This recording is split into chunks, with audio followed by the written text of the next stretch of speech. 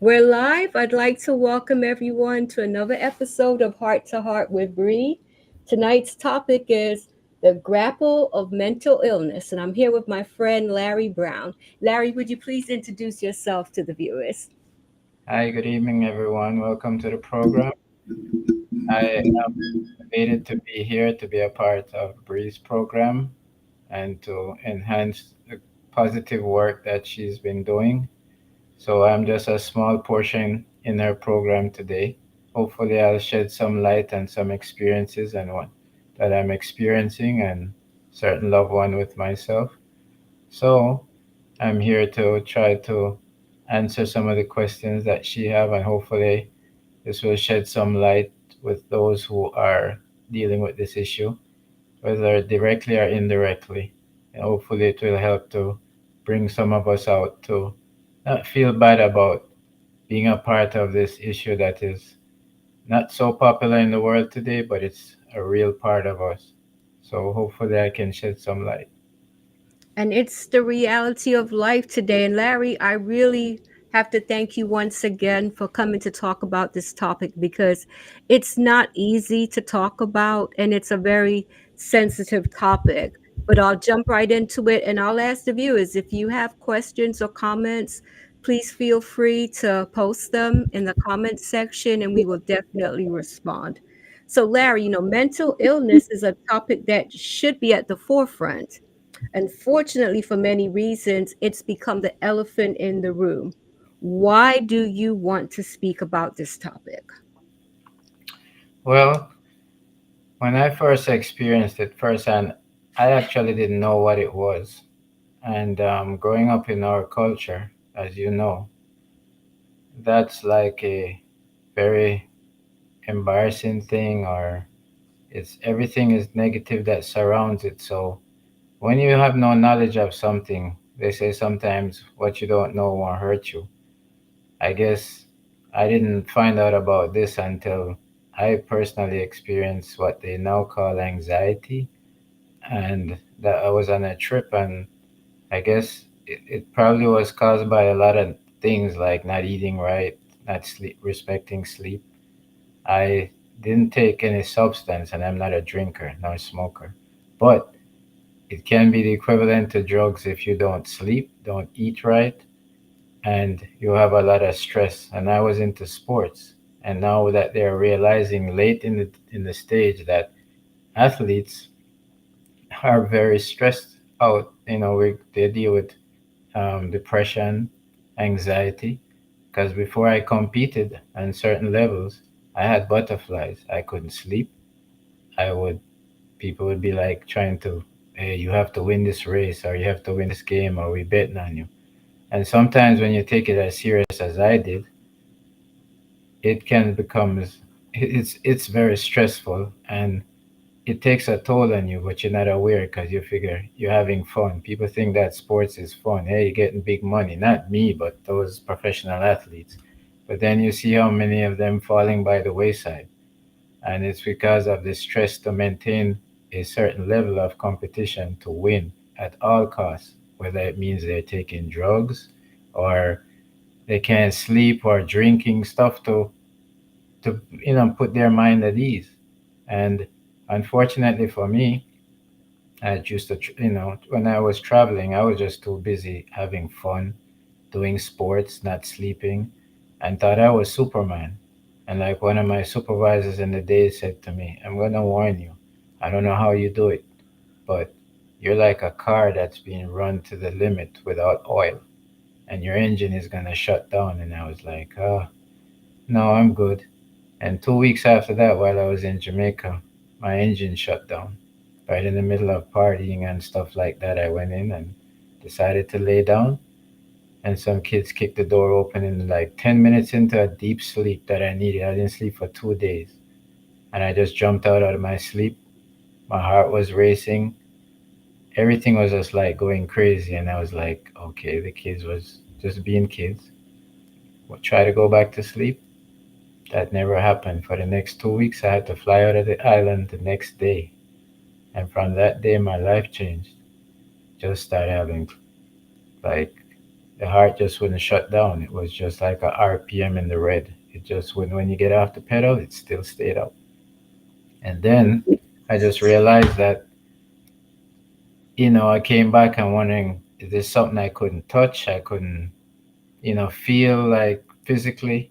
And I'm asking the doctors, hey, what's going on? And they say, hey, you're fit. Whatever you're doing, keep doing it. And I'm saying, no, something is wrong.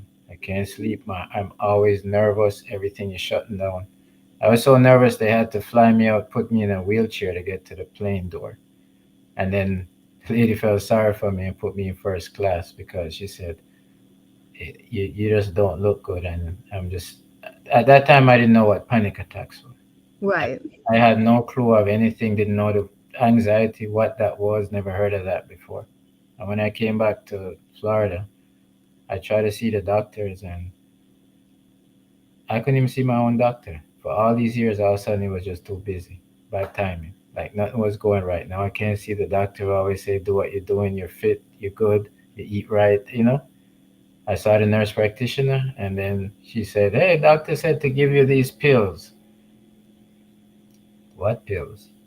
And they say, oh, so take some Prozac. That was back in those days. And Mm-hmm. me growing up hearing about Prozac, I always used to tell you, crazy people take those things. So the first thing you're gonna think, oh damn, I'm crazy. But yet none of them came in the room to say, hey, this happens to people with stress. Yes. This is this. No one had time to speak to me about anything. And I was like, can I see the doctor? He's busy. And I saw him in the hallway and she went to talk to him and he says, just give him these things. He'll take it and he'll be fine. And I'm like, you can't talk to me for a minute. I've been seeing him for years now. He's busy. So that was like, that hit me. And I was like, no, I can't take these things.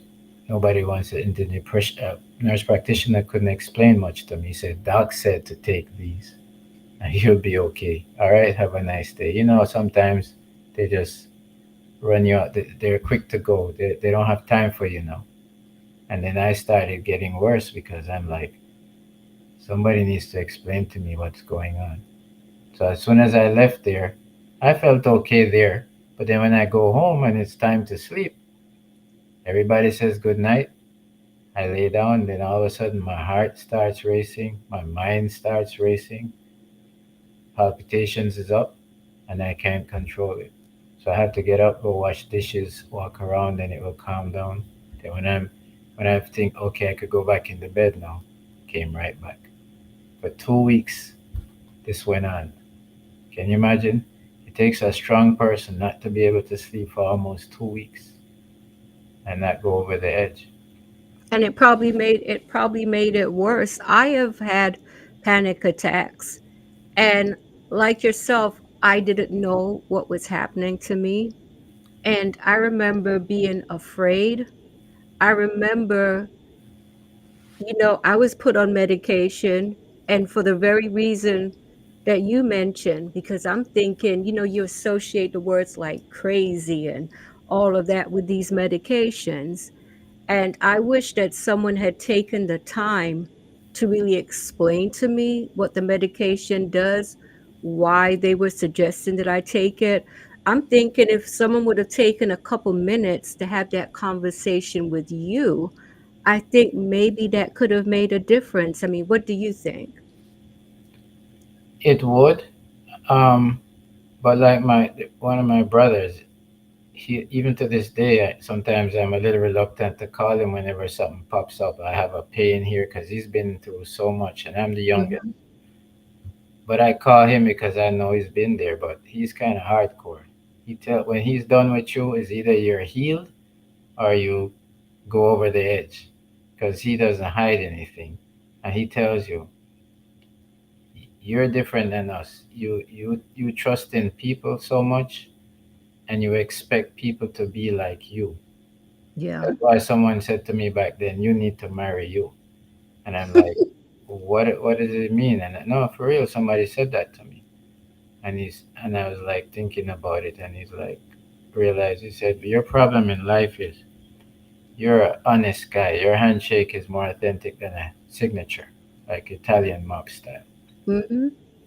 But you carry that and you have a passion about it, and you're old school, authentic old school. So people prey on your trust, and then you get hurt. You take it, you get emotional, you take it to your bed, and then you have to find someone like you or find a company like you that's authentic, which is very hard.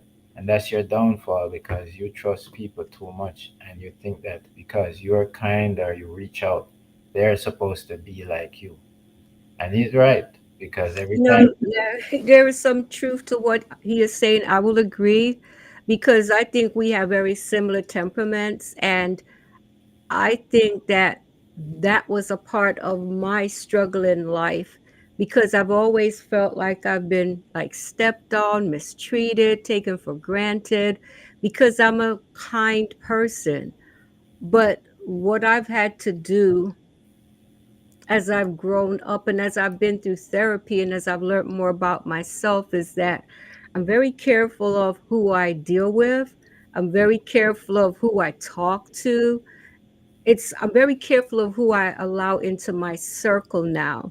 And I have found that since I've let go of certain people and situations, it played a great part in my healing. So I do believe there is some honesty in what your brother said. So I'm going to ask you this question. I'm going to jump ahead into one of the questions I have for you is how important is trust to you? it is so important that it has been, I would say, 75% of my, I wouldn't say downfall, but my real battle in life. Because after I migrated from the Caribbean, from Jamaica, and came here Mhm. to Florida, I still brought that ethical trust and standard with me. Unfortunately, I wasn't that hardcore minded to say, if I deal with people and they don't seem like they're okay, just walk away or cut them off and just, in Jamaica, nowadays people say cut and go through, like just cut them off, keep going. I was like, that's kind of rude to cut them off. I'm gonna try to be so nice, and then I inconvenience my feelings and life trying to be so courteous not to step on their toes when they have no problem to step on mine. Yeah. And when they do, I can't sleep because it bothers me. It's just lately I'm starting to learn how not to make those things bother me and walk away. And now I have little regrets that I shouldn't be having to say, what took me so long? I could have been better off now if I started this earlier. So that haunts me to this moment because this is something I just learned.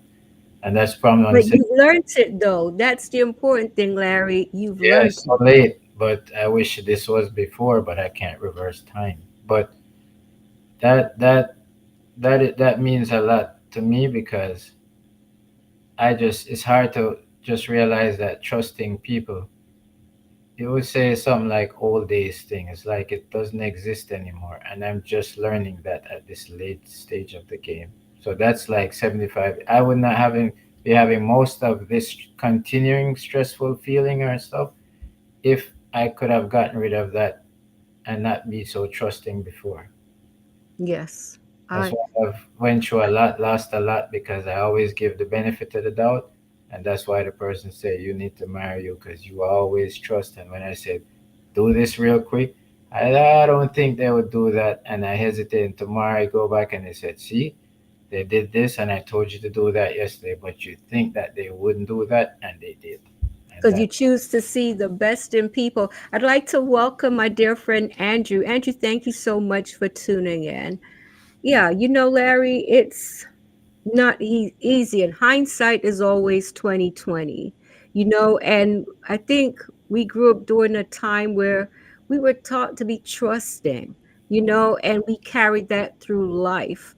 But it's like it took me until like my late 50s to really have a better understanding of people and understand that not everyone is kind, not everyone has good intentions, and that, learning to see through people and just making better decisions for myself. So I am glad that you shared that. I have to ask you this. Would you agree that there is a lack of compassion and a lack of understanding when it comes to mental illness? Yes, I do. Um, I have personally met people before I got into this situation with my experience a while back, but I Hmm. still run into people, especially the issues that I'm going through with my son right now. And people will often say, even not just mine, but even theirs, hey, I have a son with issues. One day I just got up and said, to hell with them, and I just moved on and I changed my number, I this, I that. And I was like, I know you can't just keep going over the cliff with someone and jump off with them, but sometimes you can at least try from the outside to keep trying to chip away at helping them if they need help. And sometimes they may not take help from you, they might take it from someone else. Because, Yes, like parents, you tell your kid, don't go down that street. And because you, mom, is saying that don't go, they decide to go. And then another person or a stranger comes, hey, it's very dangerous there, go the other way. And they're like, really? Okay. And you say, but that's what I kept telling you. Because I know that as playing soccer, you coach the kids, and the parents keep saying, that's the same thing I told them, but they don't listen. I said, I understand, because sometimes the kids just don't listen to the loved one. They listen to a friend or someone else. That's why with my issues with my kid, I ask for outside help. But some people yes, like, don't waste your time chasing.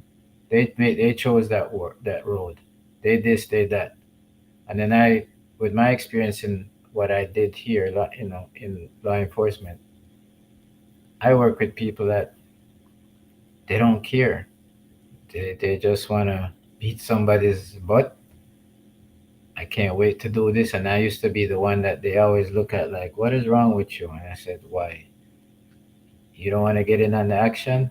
No, because if it's not necessary, don't do it, because I always walk with that. Maybe it's from discipline upbringing.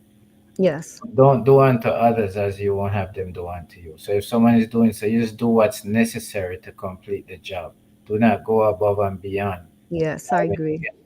So I used to be not always labeled. People respect me, but then there was a few that was like, "Oh, he's not gonna get in on this, or he's not getting." And I'm saying no, because sometimes it comes back and bites you in the butt. Definitely. And I've saved a lot of people, and I've saved people's job from stepping in and stopping certain things. And then of course, this country liability, if you're standing there but not a part of something, from the camera or something, say, well, he was there, they're going to say, Right. why didn't you step in? So once I'm present, I have to put an effort to stop something that is not within the means. And I say that could have been my kid. And that's why I used to always say, I don't know if I might end up in that place. So I don't want to be out here abusing people. And next thing you know, I get inside there and they're like, ah, here comes Mr. Yeah. Kickass. So I used to walk with that kind of stuff over my head. And then people, it happens to them. So I see that. And they're very insensitive because nobody thinks it could happen to them. And nowadays, nobody really cares. And then lack of education. They're not Yes. teaching people about being compassionate or things to look for or what could be signs. They just, hey, he's crazy, he's this, or something's wrong with him. And then I tell my friends now, or some people I associate with, you keep saying so and so is cuckoos, but have you ever looked in the mirror at yourself? Exactly. Most of these people that's criticizing, they themselves have some kind of anxiety issue. It's just come Yes. in different forms. It's true. It's true. And I think it's easier to turn on someone else than really look in the mirror and face yourself to what you're actually dealing with. And, I'd like to talk about words and how they have the power to hurt. You know, when we say certain things, when we're addressing other people, we have to remember we're talking about our fellow human beings. And when you're using words like crazy and mad and all of that, sometimes when people maybe experiencing a mental illness, I wouldn't say that it's necessarily that they're crazy. That was one of the things when I was experiencing anxiety. I was embarrassed. I was embarrassed because I felt weak. I felt like maybe I was going mad. I felt crazy. That I will be honest with you.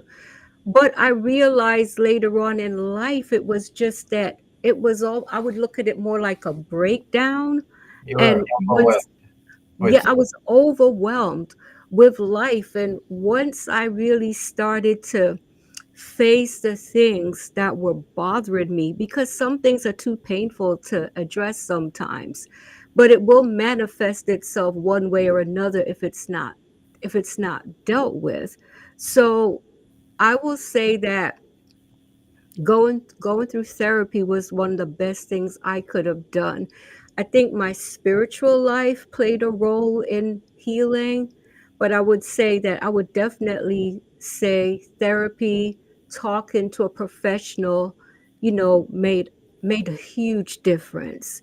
So I have to ask you this, Larry. When you talk to people about your experience, like what do you usually encounter? Do you encounter people trying to tell you how to fix it or critiquing you? Or, I mean, what do you find taking place in these conversations? I get a mixture of both. Um, for the most part, I'll get people who try to tell me how to fix it, but sometimes, surprisingly, from some friends that, not saying that they're not giving you their honest opinion, Yeah. they're more critical because sometimes I see little messages, and this is not, I don't talk to them about this, and they already know I have my issues, like, and because I Yes. don't hide it. I'm straight Yes. up front with them. That's one thing they can never say. I hid it. I Yeah. can't go somewhere I don't feel like going on, a trip.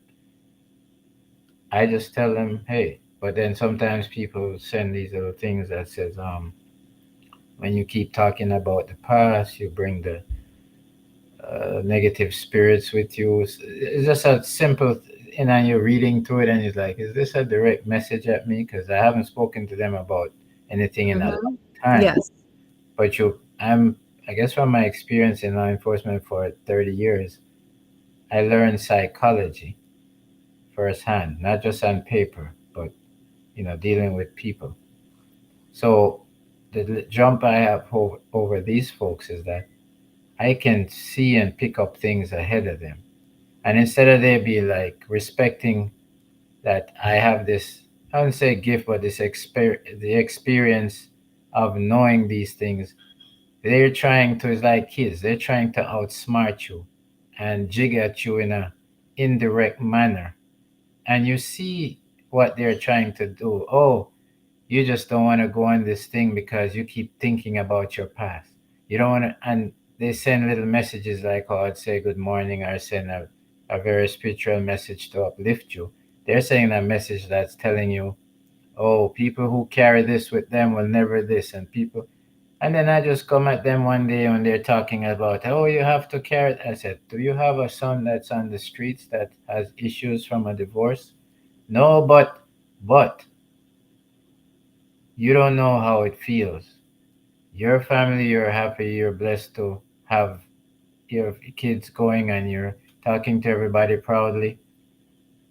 Do you ever sit down and think, if you were in my shoe and I came to you and started telling you to forget about your kid and just move on? I'm a real father that loves my kid passionately.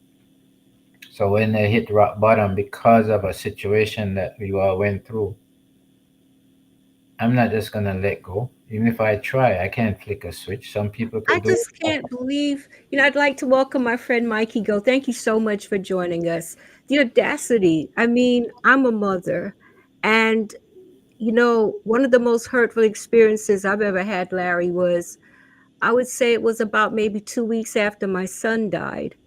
Someone coming by my house and telling me basically that I needed to snap out of it, and it was like I just couldn't believe. I'm saying to myself, it's been weeks, and this was my son.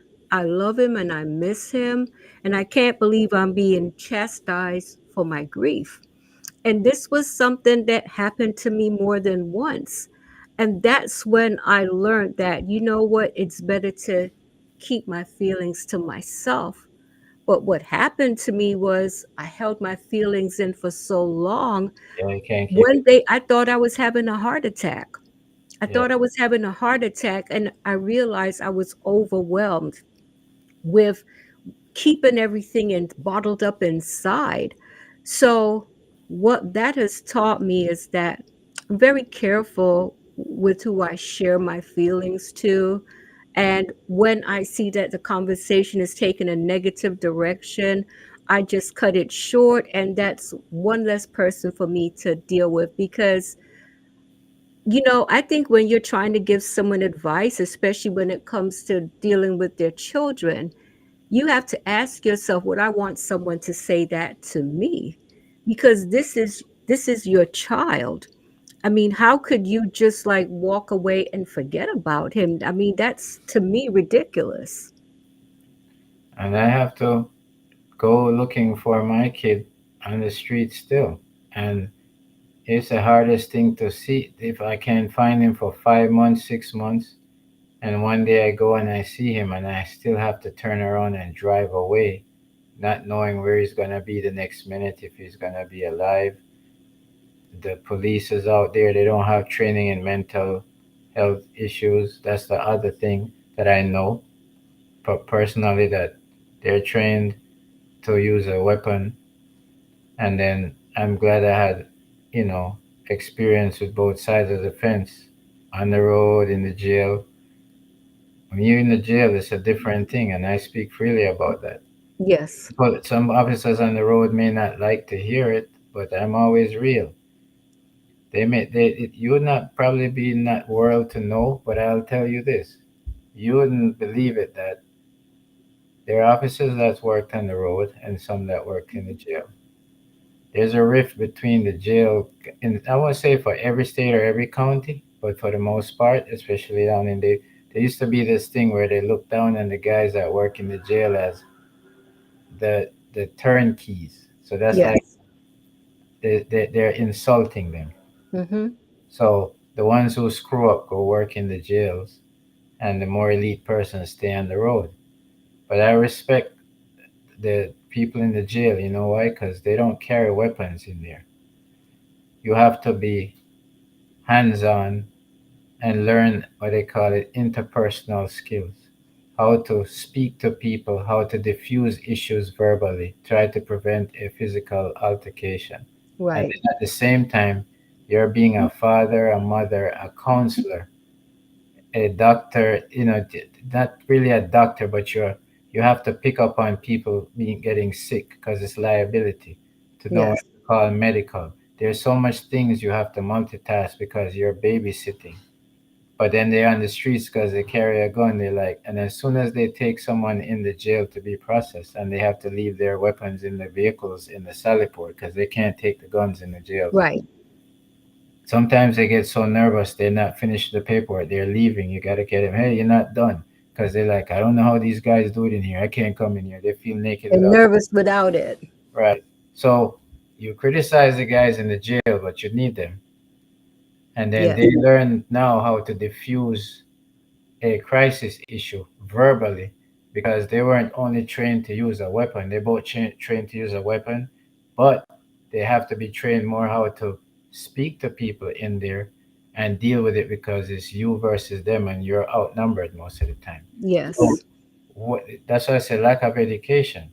I can more Yes. diffuse an issue if someone gives me a chance to talk on the street in a crisis situation more than just any police officers who's just trained to shoot because we're losing people here.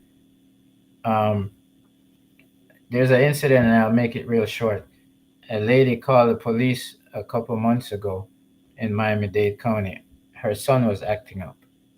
Now, back up like 6 months ago, the same one of the police officers responding responded to the same young man having problems with his mom.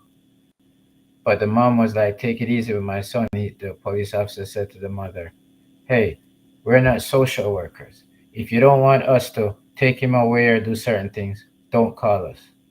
And if he disrespects me again, and in the future, I'm gonna kill your son." Oh, wow. I'm not BSing you. This has happened. You can Google it or whatever. No, This no, was no. I um, think I know the incident that you're talking about. This was very recent. right, and then deja vu. Like a couple months later, she called him again. He acted up. Officers responded before this particular officer. They were there trying to defuse the issue, calm him down, and I think they tased him. This guy got the officer that threatened to kill him, arrived on the scene, barged past everybody else, and shot the guy. And Yes. Yes, I did read about that. then the Kathleen Fernandez, the prosecutor, she's been there when I was said, "Oh, investigate is fine, throw under the rug." I'm not saying that the young man didn't act up in a certain way, but they threw it under the rug so fast in a jiffy. To me, you know how it goes. If he probably was the wrong color cop versus a white female or whatever kid, would have probably been a different story. But it's thrown under the rug. Then they locked up the mother like a week after because she saw the officer at another scene and said, "You killed my son." And she's like, "Lady, I'm sorry. What you want me to do?" And they arrested her for stalking. Let me ask you this, because we live in a day and age now where mental illness has become quite prevalent. How, for parents like yourself, you know, if you see that your child is struggling with a mental illness, what would you advise that parent to do? It's such a touchy thing. You don't, a lot of people, it's a lack of education and not really understanding. And I think the stigma of mental illness, they're afraid to talk about it and to address it. So, what would you say to parents who are seeing signs? To me, unfortunately, after leaving the Caribbean and our cultural society where we come together, although down there that was like a big thing, a no no, but the family orientated life that we had there, the bonding, that's almost non-existent here. True. Okay, we got sucked up by the just make money, money is your best friend, you don't know your neighbor. And then video games, all this stuff, people don't bond anymore. It's So true. the problem is with the kids, like in my case, mine stemmed from the first marriage, divorce. Mom turned her back on him, not gonna support him in soccer anymore, and he just got angry and said, "I don't have a family anymore," and turned to, you know, some young people from Haiti. Although I have good friends from Haiti, but the older crew. But the younger people now, some of them, they have different agendas. And he just got angry at her, turned to the wrong people to trust when she did certain things. And he saw and they said, "I'm not supporting him." She's not supporting him in soccer, which soccer was his therapy. When she left, he was still maintaining his grades. People came to see him and say, "That's a star in the making." But I didn't realize how much her mom's words were so powerful when she said that at the soccer field that day I was in uniform. And she just said that and walked away. And he just looked at me and said, "Dad, I'm not playing soccer anymore. I'm sorry. I don't have a family anymore. Those guys now are my new family now." Just like that. I'll never forget that. That haunts me to this day.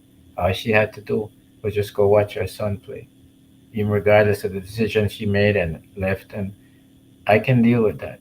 But it will hurt me forever to know that his life would have been probably still normal today if you just went to his games. That's all he wanted. That was keeping him out of company. That was his therapy when you had walked away from him Let and me left. ask you this, Larry. Let me ask you this.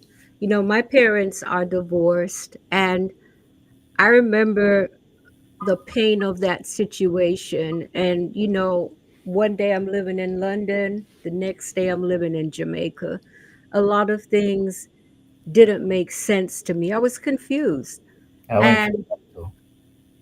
fortunately for me, my grandparents, were a big part of my life. And I had my aunts and uncles. My mom made sure that we knew my father's family as well as her family. And I think because what you're saying about family makes so much sense. Like when living in the Caribbean or even living in England back then, the family connection was so powerful and so strong It's that very important. even and the thing is, like, if I couldn't talk to my mom about certain things, I could talk to my aunt. I could talk to one of my aunts about it, especially my aunt Sylvie, who's like a second mother, or I could talk to my grandparents. But there was always someone that I could talk to, and it's someone who would actually listen and offer guidance. So I want you to talk about like the importance of that, because that is truly missing in today's family structure. So I'd like you to talk to the viewers how important that is, because maybe that could have made a difference in your son's life. I mean, what do you think? Well, that's why I pointed out what really led him to that and not to stray from the original question about what I would advise parents. I started with that to say that there's no direct solution really. Right. There's possibilities to cushion the issue and like natural therapy. Because it Yes. starts from, in my case, that was a part of mom making a decision to leave for a certain reason. I can't stop that, it takes two. Fine, that's done. He was still maintaining his grades, he was still the leading scorer for this team. And AC Milan came, looked at him, and you know that's a big team. And the Big USA deal. looked at him at Yeah. 14, and they both decided they're going to fight for this kid. And then she didn't care about that. She was thinking about her issues and just said that in front of him. And that blew him. So if she had left and say, okay, let me support my son, let me continue being a soccer mom, instead of saying to me, I don't want to be a soccer mom anymore. I have a new agenda. I want to just do other things right now. You figure it out. That's what she said in front of him. You get him to soccer. You figure it. That's your thing. And she walked away. And then he's just sitting there looking, in his uniform. Family. If she was really family to him, all she had to do is go to his games. And I wouldn't have a son sleeping on the streets that decide the streets is where he wants to be and trusted the wrong people to give him something to cushion his mind from what his mom said. That's what I was told. And it makes sense. He decided to take what they gave him to soothe his head, which screwed him up. And he was never the same again. And I gotta live with that. And I don't know how she sleeps with that. But parents, whether you're together or not, you have to have some kind of, you know, like you come together in an indirect way for the good of your kids. You have to be professional. Family. I had a problem with her family. I used to ask them, can you help me to look for him? Can you help me to talk to him? They used to like, no, no, you deal with him. Our daughter has issues to do. And I was like, I thought those was his family too. So I went into that shock too. Yeah. Because I went to them as a man and say, this is your grandson, this is your nephew. I need help some nights to find him. Can you guys come talk to him? Let not make him feel like everybody's dividing. So I was the ambassador trying to reach out to them. They were like, no, she left, so we're not a part of this anymore. We just support her with whatever she did wrong or right. And I'm like, it's not about that, it's about him. So, and when I tried with the system to help, that was even worse here. That's all I hear, like I put in Facebook that time. The people in the high places that deal with mental health, they're telling me to pray. They're telling me the system is broken. So they're no help. And the next thing they ought to do, here is drugs. Because that's when you went in the halfway home. They just drugged them up and the drug was wrong. And when they said, we try to meet with them, and the caregiver said, not the caregiver, the case manager, tried to tell them the drug is too hard and brought me to talk to the doctor. The doctor said, hey, I don't have time to talk to parents. I'm giving something to distribute for 600 people. It's, I don't have time. So he was doped up to the point where he's like a zombie. So I felt so horrible to see Yeah, my I son bet. like that. And then the people they put him with were people that was like locked up in the halfway home with anklets on. And they would tell him, don't take those pills. Drugs is the way. And he listened to them because he looks at me as we're wanting to drug him up. That's all we're about. And then he just decided to hit the road and that's his life. So I'm still fighting to this day. But the system, the parents I've met, they have some of the similar issues. They're isolated. People don't come together too much, and sometimes when they try, they come and say, "Oh, he made his choice or she made her choice." So the system doesn't help us in this case. Like try to help take them off the road, but not lock them up in a jail unless they're extremely violent. You have to put them in a place that it's amenities that is soothing to the mind, not a Yes. claustrophobic induced environment. Because even me myself, I go into a place now, I get claustrophobic sometimes, and I'm like, if I'm the normal, I'm out there in the outward. What about someone now that's locked in that have no choice to come out of a building? You actually makes this person worse. You don't Yes. help the situation. But the parents that I relate to, I talk to that have my issues, they're lacking support and they feel hopeless because when they call the system is busy telling them that it's broken and that their kid have to make their mind up if they're over 18, which is what I'm encountering. Now I have to be looking for him now because finally I made a little progress. I have to take away his rights as an adult.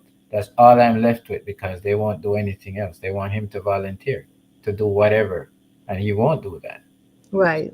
So, but we, it's support because I don't have that support or had that support even from family.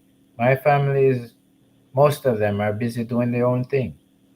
And I'm not ashamed to say it, but it's not something I'm proud of. It's the truth. The support I expected where my son was concerned, I never got it because everybody's here saying, this is America. We have to do our own thing now. We have no time to basically, they're not going to tell you that 100%. But when you shout out, or some people don't want to hear, hey, we have our problems, that's yours. When you say support, what do you mean? I want you to specify it so that people get a better understanding of the support that they can offer to those who, like yourself, have been struggling. What I've done for people along with myself, I pick up the phone. I call programs. I call people who are doctors or psychologists. Do you know how I can go about helping this person or helping my nephew? But because they feel that it's something to be ashamed of, they won't even make that call. And I do it for people and I do it for myself. That's Yes. what I mean support. It's in there because when you're traumatized and you know that, you don't, your mind is not thinking in every different angle. Let me call Jane, True. let me call Margaret, let me go down to the corner store. You're here probably crying. You're trying to keep your head up. Some people go off the edge or do the worst things. So I went through that with my first divorce.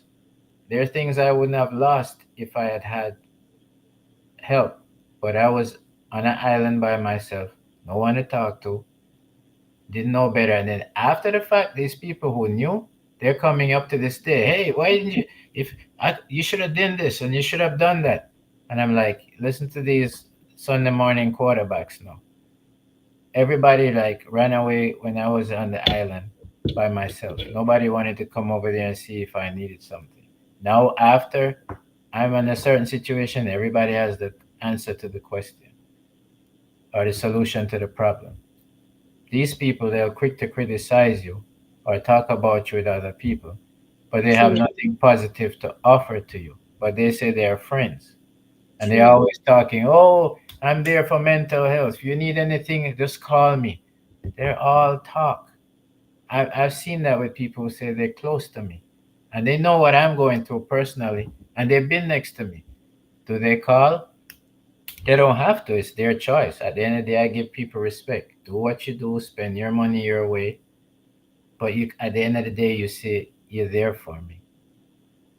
That's why I'm different. If I say I'm there for you, I'm there for you because I always fear the day would come when I would be on the inside looking out. That's why when I was on the outside looking in, I never abused it. But for some reason, I ended up said, suppose I had, you know, treated people really bad. What have I done to deserve this? But I can't feel sorry for myself. I just realized all these people that said they're there, whether it's family or friends, they don't really, at the end of the day, they even send me stuff. Hey, here, this is me and my kids hanging out. I'm happy. You know how strong I have to be? And I still respond to them. Lovely. I'm so happy. Wonderful family. And sometimes I wonder if they think, sometimes I wouldn't do that if I know a mom, what I'm going to send. Look at me and my kid out here. I'm thinking, that mom just lost her kid.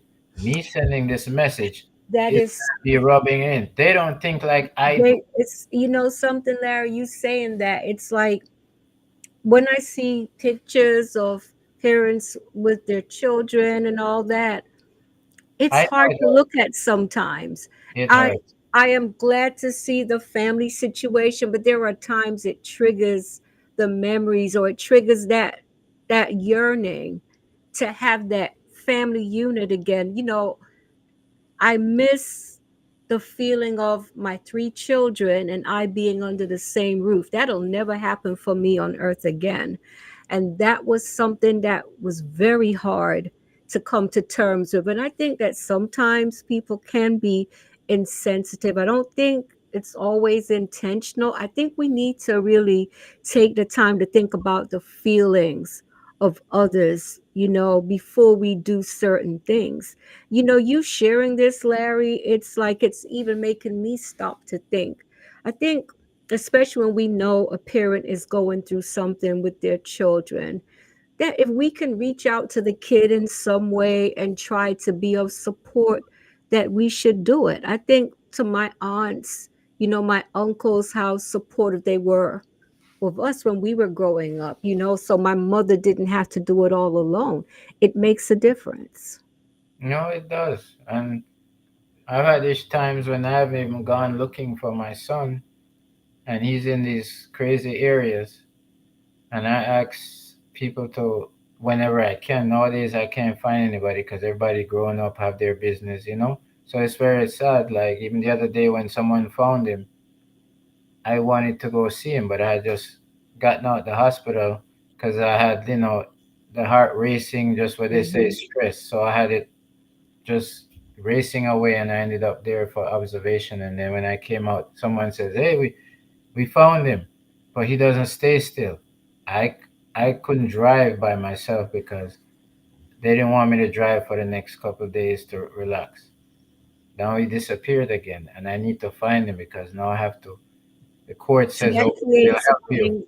that Yes, creates more anxiety, anxiety for you. So frustrated, I have to ask you racing about. against time, because he walks into traffic sometimes. One time I found him, fed him, and he's refusing help. He doesn't want to go to be put in anywhere to be helped to try to get him cleaned up. And I had to block traffic with a vehicle and get him out the road. How you think as a father I'm That driving has to be gut wrenching for you. I mean, for years and still at and they see him beaten up. I get pictures from these programs that just go visit him and say, "Hey, you want to come out?" "Oh no, I'm," and they send me a picture of his face busted up. I gotta deal with that. how important, you know, I think back to being a child, and I remember that feeling of safety, when my parents were home and just feeling safe. And I remember feeling that, you know, in my teenage years with my mom, there was that feeling of safety. And then I remember as the years went on, not having that feeling of safety anymore, especially when I was going through the panic attacks. How important is that feeling of safety? And for you, because your mind has to be all over the place, not knowing where your son is. So I want you to talk about that, the feeling of safety or not having that feeling of safety. My comfort zone and my place of safety is where I am right now. That's why sometimes I used to live on the plane, going to play soccer, run track. I used to be all over. And then after I had that real breakdown, I had a fear of flying, and I shut down. I haven't Yes. flown in many years. And now I'm fighting at this stage because I'm missing out. People pass away haven't seen. I want to see them before they go. I'm just like, I'm calling places to see if I can get like a person like a flying therapist, somebody to fly with me to break that spell. Or so my comfort zone is home. Every time not every time, but sometimes I drive too far away, I start feeling jittery. Like, hey, if something happens, especially when the pandemic came, I have friends now that can't even drive on the highway anymore.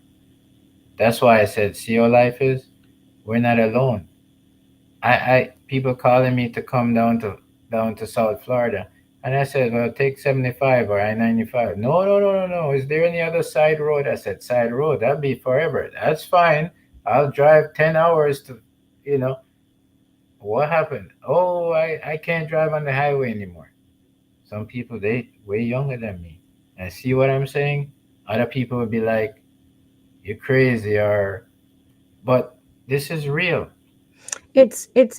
Larry, I was in my 50s when I got my driver's license. I had a fear of driving, Yeah. and I was blessed because it was actually my therapist that taught me how to drive. We attend the same church, and I remember having a conversation with her about really wanting to learn how to drive, but I was afraid. And I will never forget that first lesson where she took me out, and I was terrified. And by the grace of God, I got my license. But it wasn't easy. Now I'm here to tell you, I don't drive on the highway if I'm not familiar with a road. Unless I've done that practice run, I'm not doing it, you know. Maybe one day you could treat yourself to it's like a defensive driving course. If sometimes there's an Maybe expensive. one of these days. But I actually went through a driving school, and No, I no, remember. not the driving Okay. school. This is something like you're going on a race thing, and you're gonna do some scary things on the track, like Yeah. they put water and you slide, and they teach you how to correct the car and go around. And you come through that, you'll be Larry, driving. I'm not gonna lie to you. I would be afraid, but I'm not saying I wouldn't try it, but it would take a lot out of me. Like driving is still not one of my favorite things. I get teased all the time. I can't tell you how people would, oh, you don't know how to drive. But my thing is, I knew that it was a genuine fear that I had. And I just got to the point where, you know what? I have this fear. I don't have to justify it to you. But I can tell you the day I got my driver's license was one of the most satisfying moments I've ever had in my life because it was something that I never thought would happen. And I actually felt very proud of myself. So I understand what it is like to have fear and to have reservations about doing things, and people are telling you what you should and shouldn't do when they're not the ones walking in your shoes and dealing with your fear. But one of the things, unfortunately, we can't have that much anymore. Only very few families. When I first got it, I never wanted to be alone. Yes, I always wanted the kids around me. When it was time for them to go to school was my biggest fear yes, because I was like, I I don't want to be alone, and that was one of the worst experiences I went through back then. I always want someone in with me, and that's why I tell people that when young people get this thing and you hear about suicides and stuff, people don't understand what it is to yeah, have that feeling. Or thank goodness I've never had those thoughts. yes. And people have a saying, and you may think about this. You ever heard the saying that it takes a coward to commit suicide? It's a real coward. You ever heard that? Well, I'm not gonna lie to you. When I think of something like that, I just know that is a person that was so broken and at their wits' end But you to ever heard that saying? get.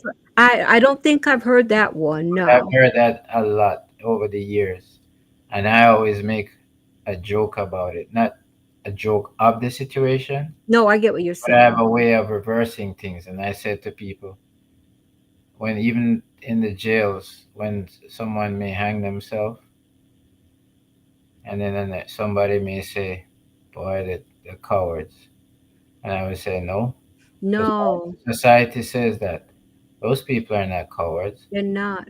I said, "That's a brave man," because I said, even if I thought of doing that, I'm so damn coward, I can't do that. And they look at me and start laughing, and I'm like, "No, it takes a brave man because I'm a coward." That's a I can't person. envision myself doing that crap, and I'm like, Yeah, "Hey, reverse that." that's that's a person where they've just lost all hope. While Mikey's saying, "Bree, you waited a lifetime, but it's never too late." Mikey, that's the truth, and I am glad to have a driver's license now. But It's tough, it's a very it's hard it's thing. tough, And I've Larry. spoken to people and turned them off of doing that. Thank goodness I was able to tell people, hey, there might be a light at the end of the tunnel. Keep trying. Some people say I probably have a hidden gem for being going through what I've gone through because I've spoken to a lot of people that's been locked up and they open up to me. That's why I learned so much You have because empathy and compassion. I reminded you earlier, you didn't even remember doing it, but when my son passed away, you were one of the first people to reach out to me. yeah, I You thought can look back through your Facebook messages. You'll see your messages to me. But you were definitely one of the first people that reached out to me. As Mikey Go was, Mikey who's viewing now, he was one of the people that reached out. And it's like it takes a little empathy, a little compassion goes a long way. Larry, as a mother, as your friend, the thought of you not knowing where your son is, I can only, I can't even fathom what you go through. You know, it has to be hard to sleep. It has to be hard to concentrate.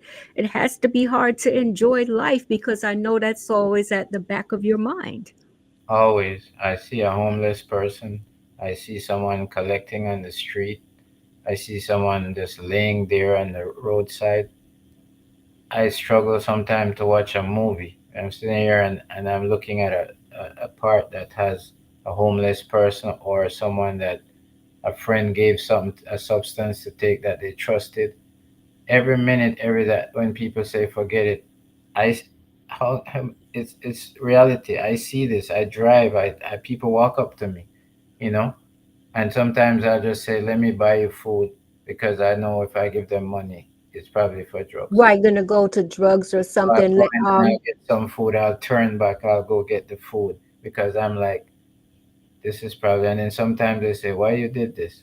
And you know what? I stay right there and I speak to the person and I tell them the story about my son.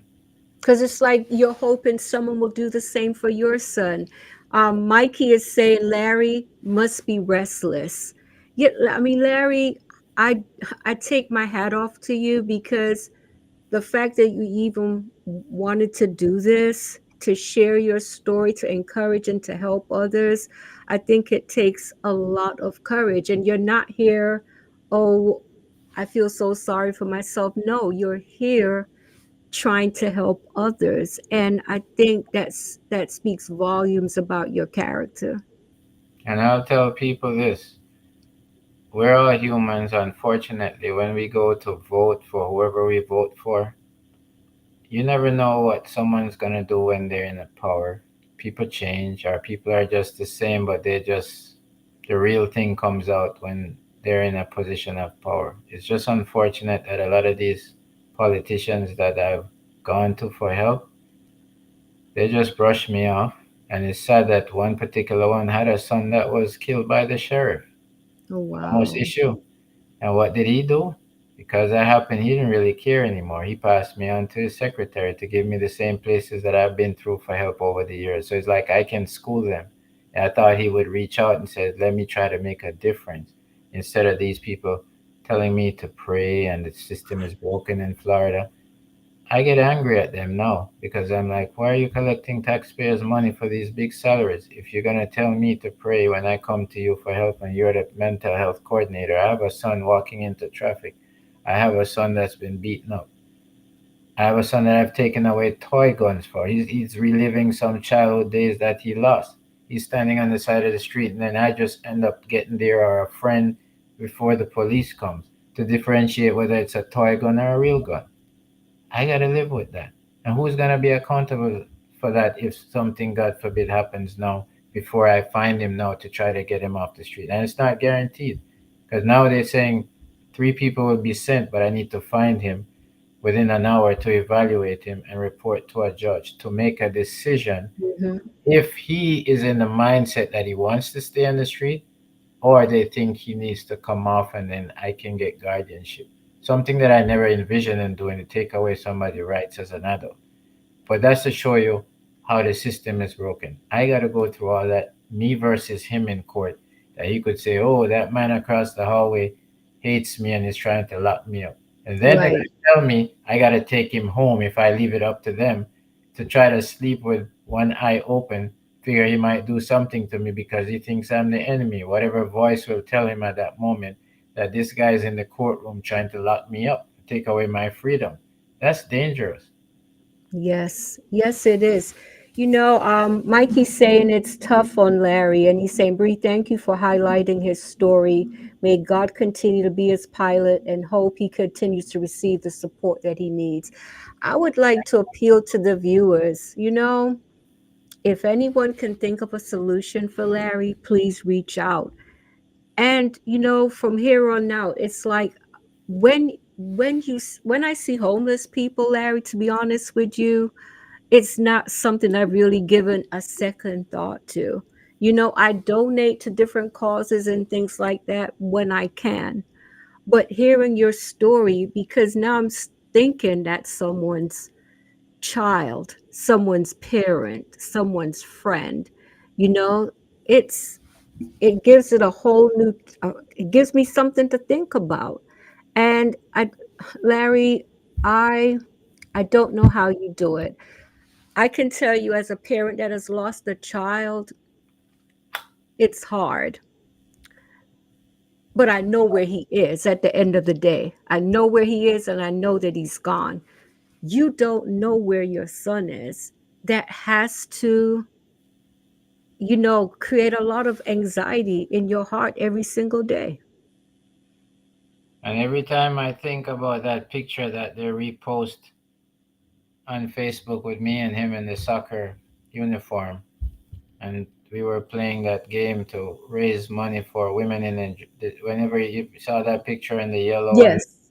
right, that day, that was when he was in the beginning of his struggles. Even the police guys used to pick him up, help us, because they loved him. One Yes. thing about that kid, he's not short of people who loved him, but I guess you would put it that he doesn't love himself.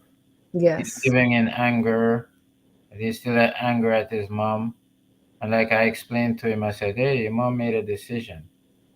And I understand.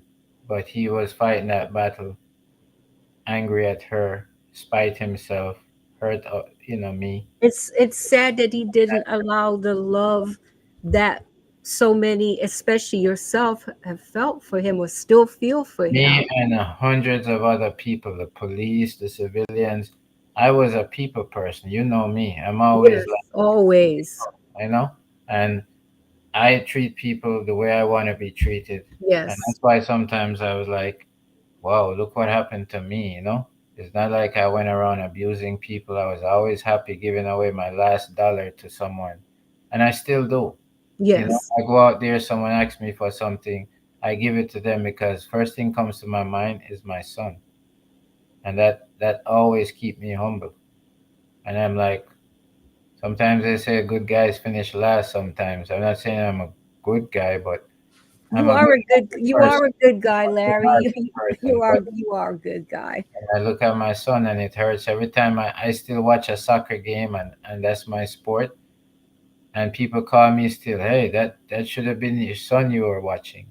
And it hurts when I see him in the uniform. It hurts whether or not he continued playing soccer. It's just that they robbed him of his life. And even if I don't speak to his mom, and people used to say, hey, you should mend fences. Why should I mend fences? That's your son. You turned your back, not leaving. That's don't I tell people, don't get it wrong. It's not about her leaving. People come and go. But some people come and ask me, no, are you sure that's her kid? I said, well, if I could get pregnant and have a child, then maybe it wasn't. Right. You know what I mean? Because people say I make them laugh even when I'm done. I said, yeah. And I tell people, I make people laugh. Do I laugh much? No. And I'll be honest with people say, you changed. You used to be this guy always laughing. I say, I know. But you make us laugh. I said, well, that's my philosophy. If I can't laugh, I think that I can make others laugh. I'm not. Larry, you've always had a big heart. I've known you for a very long time. You're one of the nicest people that I know, and I will definitely be praying for you. But Appreciate now that I have to try, I'm going to do some research on this and talk to people because there has to be a way. There's where there's a will, there's a way. I I truly sit here believe that. every day, and sometimes I've been through a lot. I told you some of my story after Yes. what I've lost during the first marriage. I mean, the system that I worked for and put my life on the line for 30 years, they really did me bad. And the old timers used to tell me, and I never understood. They told me two things. Pray that you never go to a divorce because in the state of Florida, it's a no fault state. Even if it's not your fault, you're gonna pay. I was Yeah. young and fresh. I did. I realized, and they said not because you put your life on the line. These judges don't care about you. First, you're of the wrong tone, and I'm like, I didn't grow up with this prejudice thing. So reality is reality. I went to court, and the judge said, not the judge, another judge, I think I told you, said, hey, they see a young man doing well, gonna be okay if he leaves in good standing. That was their way to pull you down by using another person to destroy you. That's the strategy to chop down your kind and make you have to start over again using the ignorance of another. They don't work for it, so easy come, easy go, and exactly what happened. But the thing is, I had an opportunity to get custody of my son. What did they do? She did things and he came with scratch marks. The system said, hey, who snitched on the mom? I wonder who reported her. Must be the dad. And I'm sitting there to this day like, am I dreaming? Is this just. If I did it as a male, I'd have lost my job, can't see my kid, and God he knows what else would have happened to me. It was a whole thing as a male in a whole circle. And they just tore me apart. They said that didn't matter. She was able to keep the kid. I would have been able to save my son. And they said his mom would have to be on crack for me to even have any kind of full custody or anything. And I told him the environment he's going into is going to destroy him. They just laughed at me and said, who reported her? And it really was me. It was the teachers. But they were so bent on destroying me. And now I realize what the old timers meant when they said, they don't respect you in the uniform. You're going to feel that you have a jumper on when you're in there, if that ever happened to you. And the second thing is, this job is going to let you know when it's time to go because there's come a time when you can't put that uniform on.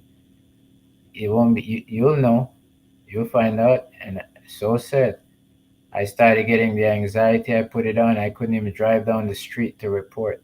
I started having claustrophobic issues.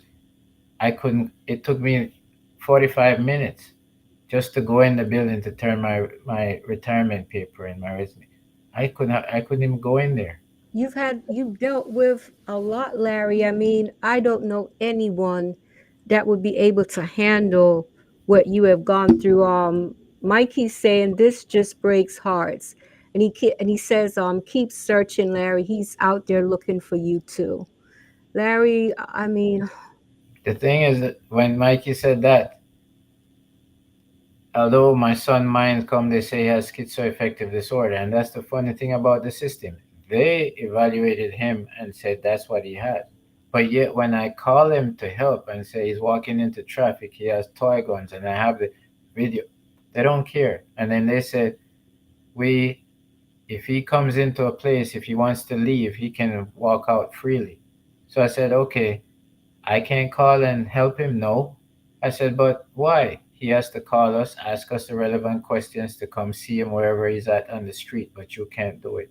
So you see how the system play games? That's playing He has against you though, schizoaffective because yeah, disorder. He yeah, has an issue that you evaluated him as having, but yet he must pick up the phone and call and ask you about the program and volunteer to stay. And if tomorrow, if he's like walking out, going to drugs or whatever, he's free to go. So yet you saying he's crazy, but yet he's sane enough to call and have a discussion with you, which doesn't sound normal. that See the doesn't game even make they that play doesn't with, make with, sense. with, and this is what my system that I put my life on the line that has betrayed me. Not only that, but taking just everything I worked for in for 30 years to give it to someone that abandoned their child. Oh, Larry, this is such a heartbreaking So that's my point. situation. Because what you did to your child, all you had to do was to support him in soccer. Nothing to do with the dad. Take out materials, everything that you took. Fine. Support your kid. That's why I tell mothers and fathers, I always tell people that's going through breakups, I get and say, is there any way to reconcile anywhere? Be careful. When you have an older kid and a younger kid, 9 out of 10 times it's gonna not the younger kid is gonna get hit. Yes. I Yes, know some other it's people sad. going through that right now, and they just called me this week and said, how did you guess? I said, guess what? My son is having some issues. He's gone from hyper to not speaking. I said, is that the youngest one, right? Yes. I said, 10, 12 years old, 13, yes. Because my big son was 18 at the time. He was Yes. 12. And the psychologist said, it, one may slip a little bit through the crack, but you don't know what the other one's going to turn to the wrong company and this company and friends nowadays. I even told my It's son, not please easy. don't trust these guys. But his mom always says, oh, your dad has this law enforcement mentality. I'm the dad. Hey, she comes to me. The teacher took away his Walkman. Go get it. It costs $50. The first thing I would look at her and said, how come the teacher knew he had a Walkman? Then she would say, see, your dad has this police mentality. Then my kid thinks I'm the bad guy. So As mom is the good. parents, I think, it's something I've had to learn. I'm So also divorced. it's a And I balance. think as Yeah. parents, we have to come together. That's why I say it's a Yeah. balance. Dad has his ways, Yes. mom has her ways. But don't tell the kid that I am Mr. Lawman. I'm not a lawman. I'm a father. The Right. And problem, and that's how come and the kid that's has, why does the teacher know that you have a cell phone or a Walkman back in those days? You're supposed to be in class. So now you want me to go tell the teacher your mom paid $50, give it back? No, that's not me. And then I go to him and I'm like, why did the teacher find out you have a Walkman? Why is it out in class? And then she's like, see, you trying to be his best friend and make me the enemy. And no, and it that's un, leads. and that's There's no winner unfortunate. in that. There's no winner. I No, always tell no. people, there's There's no winner there's when you try to no turn yourself winner. against There me. is no Look what happened. winner. There is I no try to tell winner. parents that stop when this favoritism, respect. A man is a man, a woman is a woman. Because I always, when he came to me, I used to say, well, why did your mom do that? And then I'll call mom, what happened?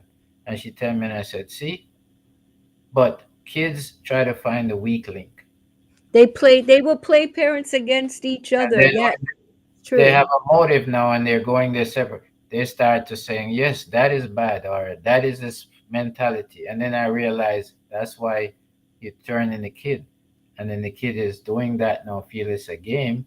Oh yes, mommy is. And then what happened? Who is the winner now? If she ever see me, she doesn't even ask how is our kid doing. And that's the thing I could never understand. People said she don't even ask. where she is. It's like, is that really your kid? But that's That's the part I that's have to so move on from. sad. Parents have to work together whether, they're together or not. And I I think asked for help, and they used to just hang up the phone. You go find him. I have a life, and I'm like sitting here, and people said, I like I'm lost.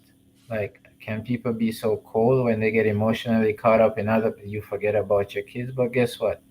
I'm not yes, alone. I'm not alone. I found other parents that's been through the same thing, men and women in the mental hospitals when I used to visit him. When I have to go in there and walk away from my son when he used to get Baker acted like over a dozen times, and I have to be there by his side alone, just me and him, and knowing that he's not coming home. And even now, I still have his clothes here. Sometimes people say, "No, it's time to get rid of." no, keep his clothes. That's your child. I mean, why would you? It's So this is so sad. Larry, once again, I have to thank you, and I would definitely like you to come back because I'd like us to, continue to talk I have no about this problem, issue. and I'd love for other people. There are people that's gonna go through breakups. Some people who maybe love the other person much more than they love, they're loved back. Life happens that way, but sometimes Yes, you have to read the signs that, like I said, I have a couple just went through that now, and it's hurting me because now their kid is being, you know, because you have an becoming, idea yeah, of what's coming. and I I I warned want them, to, and yeah, it's and happening it's now. sad.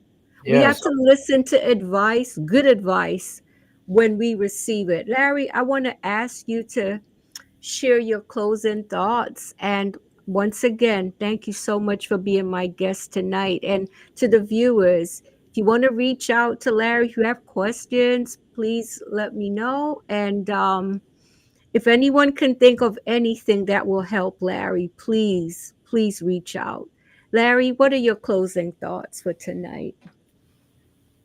well, I would just like people to look at the folks that's next to them and say, hey, if in times of crisis, honestly, not that sometimes people tell you things, but it's not meaningful from the heart. But what kind of support? I just told my big son, he is 38 years old this September coming, and the little one now is 26, and this hit him from 14, 12, 13 years old that time.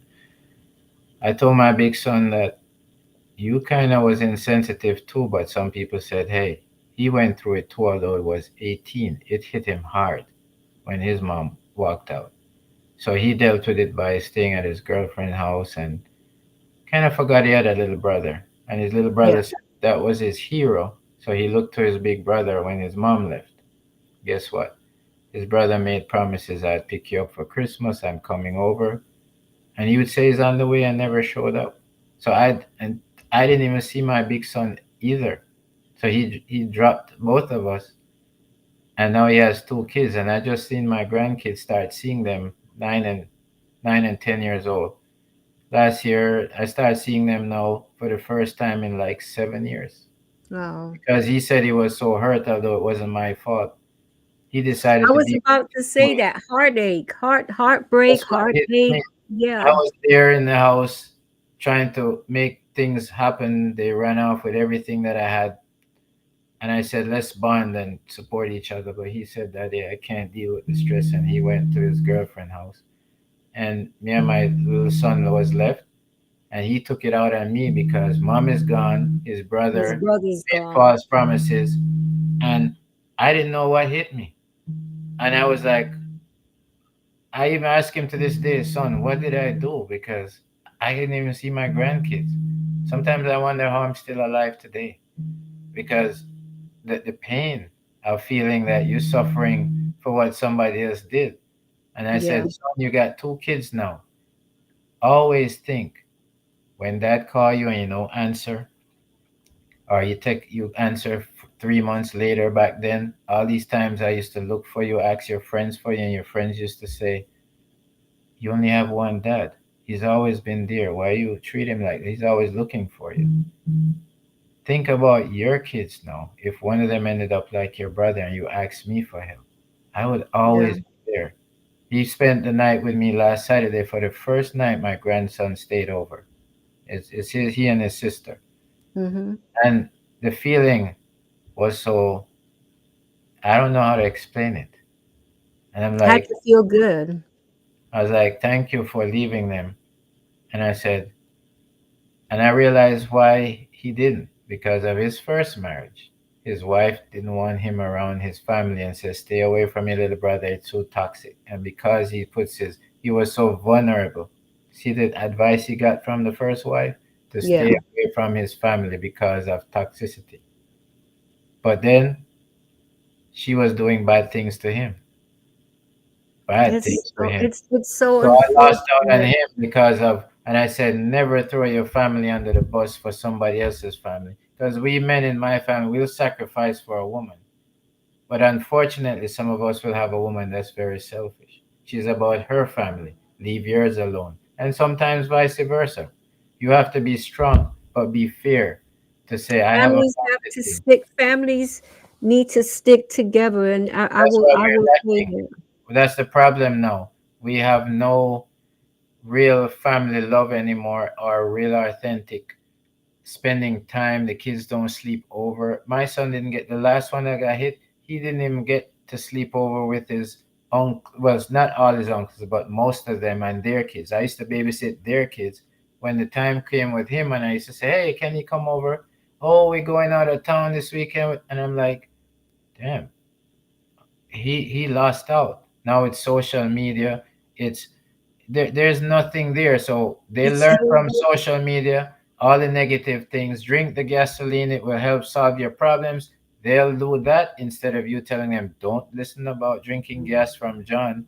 But no, yes, John is their friend. That's basically what happened to me. So for us, pay more attention to your kids. You only can do so much and no more. If it's just you, unfortunately, if it's both of you, but it's just one finding time, then do what you can so mentally you can live with yourself. do your That's what I'm best. exhausting all means to help my son, that at night I can say, I've tried, and I've tried. And if there's anything I can do to help someone else, even if I can't help myself, that's what I do, and I still do it. You know what I mean? Larry, You you're can't change coming on people now. tonight. You're coming on tonight will help a lot of people. I'm telling you, you've helped me more than you can realize. And once again, I'd like to thank you. And I'll have to give you a call to see when you can come back so that we can finish this discussion because I would definitely like to continue on with this. And for those who will watch the replay, please feel free to post your questions. And let's remember to have empathy. Let's remember to be compassionate to those who are dealing with mental illness. You never know what life may have in store for you. You know, sometimes it's just the circumstances of life. And, you know, we have to be there for each other. Larry, thank you so much. You've been a wonderful friend. You've always been such a wonderful person. And I am praying that you will get a miracle dealing with your son. That's my prayer for you, my friend. I pray for you too, that strength. You need strength and inner happiness. And for most of us, we need real people in our life. Me, I Yes, need to change a lot of people I call friends because they have made false promises, and sometimes when they're with me, they're not really here. They're I so hear busy you. dealing with other things or just, looking, they're just not here. They're just saying that they're going to be here, but not here.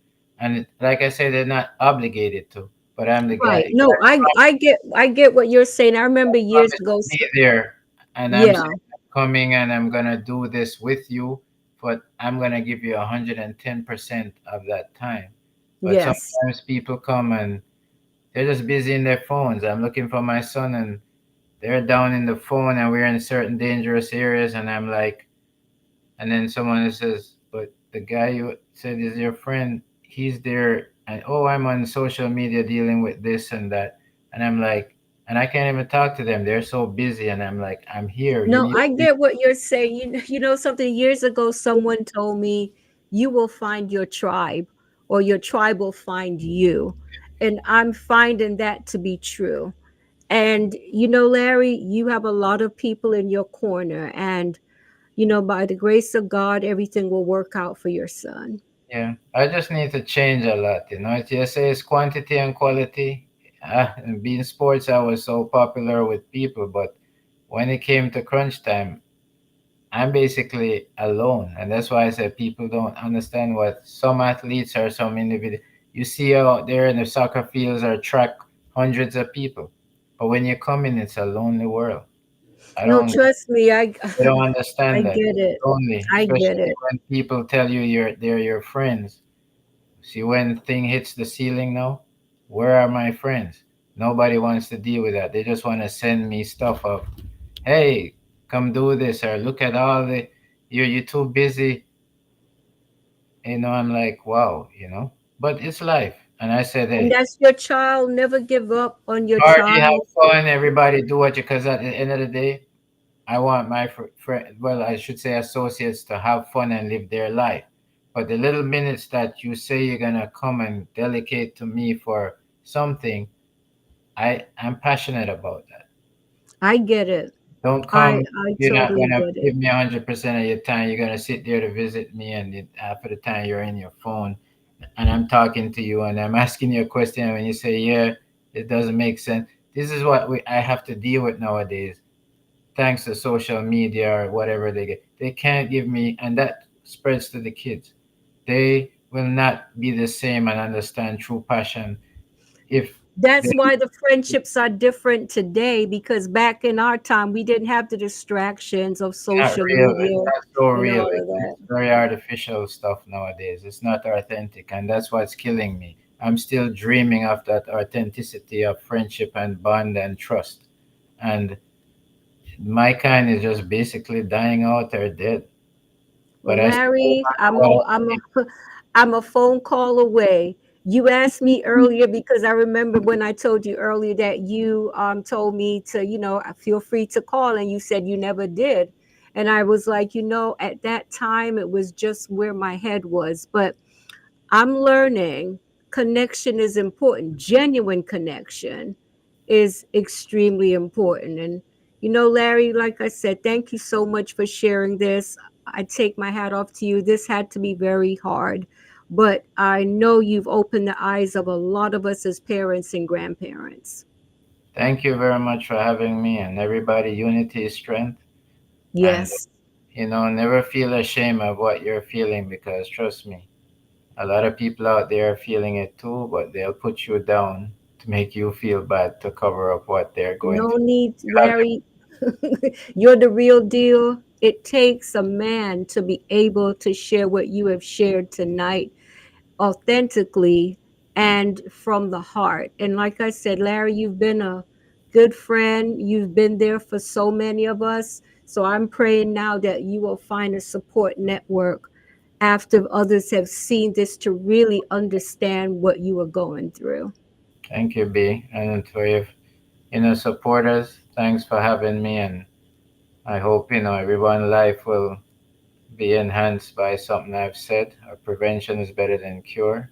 But, Amen. just love one another and just try your best to instill some ethics if they'll accept it.